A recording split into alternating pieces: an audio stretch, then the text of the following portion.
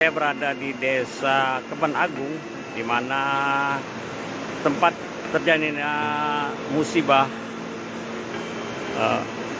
banjir bandang. Porak-poranda penampakan Desa Kebon Agung Lahat yang diterjang banjir bandang. Musibah banjir bandang di Lahat Sumsel sejumlah desa porak-poranda akibat disapu derasnya air banjir bandang.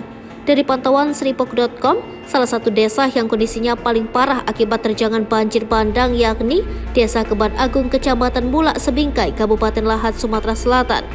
Tampak kondisi wilayah desa porak-poranda dan puluhan rumah warga hancur atau roboh.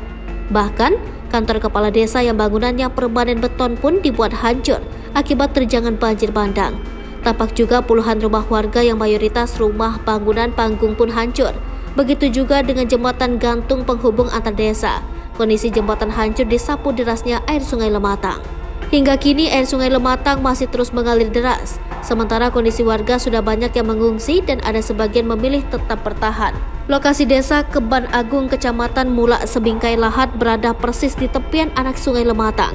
Dengan kondisi meluapnya air Sungai Lematang, Desa Kebon Agung menjadi salah satu paling parah kondisinya akibat musibah banjir bandang. Belum diketahui apakah ada korban jiwa atau tidak khususnya di Desa Kebon Agung. Namun pastinya kondisi Desa Kebon Agung porak-poranda akibat terjangan banjir bandang Sungai Lematang.